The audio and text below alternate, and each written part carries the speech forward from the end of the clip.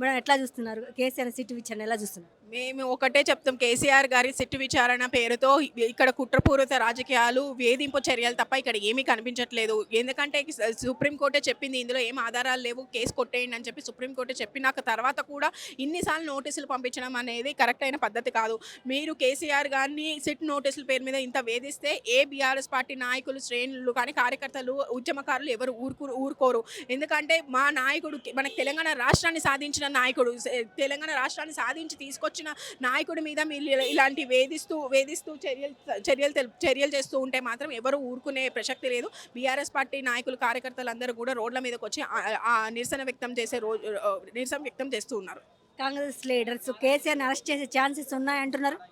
ఏమి లేదండి. నేనేమంటున్నా, కేసీఆర్ గారు సురక్షితంగా బయటకు వస్తారు. అలా అరెస్ట్ చేసేది ఉంటే 2 సంవత్సరాల క్రితమే అరెస్ట్ చేయాలి. 2 సంవత్సరాల నుంచి విచారణ పేరుతో కాలయాపన చేస్తున్నారు తప్ప ఇందులో ఏమీ లేదని సుప్రీంకోర్టు చెప్పాక మళ్ళీ అరెస్ట్ అవుతుంది అంటే ఏమి కాదు. ఆయన సురక్షితంగా బయటకు వస్తారు. కేసీఆర్ ఏమన్నా దేవుడా? మీడియా మైకులని తీసుకొని వెళ్ళి అధికారులను అడగండి, ఏం విచారించారు, కేసీఆర్ గారు ఏం చెప్పారని మీరు వాళ్ళని అడగండి. ఎందుకంటే ఇన్నిసార్లు విచారిస్తున్నారు, వెళ్తున్నారు తప్ప మీరు మీడియా అంతా ఇక్కడ ఫోకస్ చేస్తారు. మా నాయకుడిని విచారణకు పిలిచారని డెఫినెట్గా మేము అందరం కూడా నిరసన వ్యక్తం చేసే, ప్రజాస్వామ్యంలో నిరసన వ్యక్తం చేసే హక్కు మాకుంది. ఎందుకంటే అక్కడ ఏమీ లేనిది ఎందుకు వేధిస్తున్నారు, ఆయన వయసుకైనా రెస్పెక్ట్ ఇవ్వండి, ఆయన వయసుకైనా గౌరవం ఇవ్వండి అని చెప్పి మేము నిరసన వ్యక్తం చేస్తున్నాం. నేనేమన్నా మీ మీడియా వాళ్ళందరూ కూడా వెళ్ళి అక్కడ అధికారులు అడగండి, ఇన్నిసార్లు ఎందుకంటే విచారిస్తున్నారు, 2 సంవత్సరాల నుంచి మీరు ఏం కనిపెట్టారని వాళ్ళని అడగండి. వాళ్ళు ఏమైనా బయటికి చెప్తారేమో, కనీసం మీడియాకైనా చెప్తే ప్రజలకు అర్థమవుతుంది కదా అక్కడ ఏమైనా ఉందో లేదో అని. టీఆర్ఎస్ లీడర్స్ ఎందుకు ఇంత హంగామా చేస్తున్న కేసీఆర్ దేవుడా అంటున్నారు కాంగ్రెస్ వాళ్ళు. అవును, కేసీఆర్ దేవుడే మాకు. డెఫినెట్గా కేసీఆర్ గారు దేవుడు మాకు మాత్రమే కాదు, తెలంగాణ రాష్ట్రానికి దేవుడు. ఎందుకంటే తెలంగాణ రాష్ట్రంలో మనం సాధించింది, మీరు అవునన్నా కాదన్నా, మనము సాధించుకుంది 24 గంటల కరెంట్ సప్లై, 24 గంటల వాటర్ సప్లై. ఇది ఏ నాయకుడు చేశాడు? ఏ నాయకుడు అడిగారు కళ్యాణ్ లక్ష్మి, షాదీ ముబారక్ ఇవ్వమని ఎవరైనా అడిగారా ఆయనని?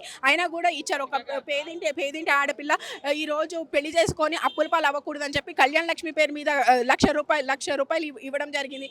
అలాగే ఒక బిడ్డ పుట్టినప్పటి నుంచి మళ్ళీ వృద్ధాపం వచ్చేంత వరకు కూడా కేసీఆర్ గారు పథకాలని అందించారు. ఎవరు అడిగారండి? ఎవరైనా వెళ్ళి కేసీఆర్ గారిని అడిగారా ఇవన్నీ? దానికోసం కేసీఆర్ గారు దేవుడు. ప్రతి ఇంట్లో ఆయన ఒక దేవుడు. డెఫినెట్గా కేసీఆర్ గారిని ఇలా వేధిస్తే మాత్రం ఊరుకునే ప్రసక్తి లేదు. ఇప్పుడు కేవలం బీఆర్ఎస్ పార్టీ శ్రేణులు, నాయకులు మాత్రమే బయటకు వచ్చారు. అందులో ఏమి ఆధారాలు లేకపోయినా మళ్ళీ పిలుస్తానంటే మాత్రం ఎవరు ఊరుకోరు. ప్రజలు కూడా బయటకు వచ్చి ఆందోళనలు చేసే రోజులు కూడా ముందున్నాయి. ఇంకొక ఉద్యమం రాబోతుంది.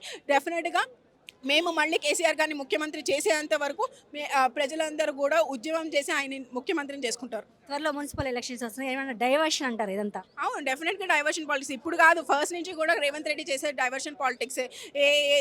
ఏది మేము 6 గ్యారెంటీల అమల్లోకి ఏది తీసుకురావట్లేదు అని చెప్తే కాళేశ్వరం ప్రాజెక్ట్ అన్నారు.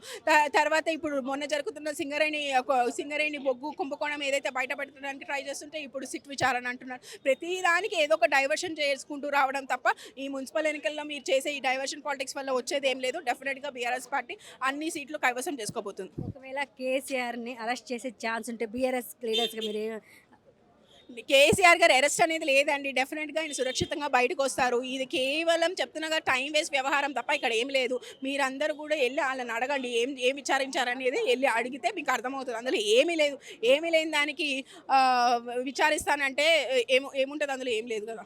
డివిజన్లు కూడా సెపరేట్ చేయడం జరిగింది. ఎలా ఉండబోతుంది ఈసారి ఎలక్షన్స్? రేపు 300 డివిజన్లు అయ్యింది. 300 డివిజన్లో కూడా మెజారిటీ మ్యాక్సిమం మేమే గెలవబోతున్నాము అని చెప్పి మేము భావిస్తాం. Thank you.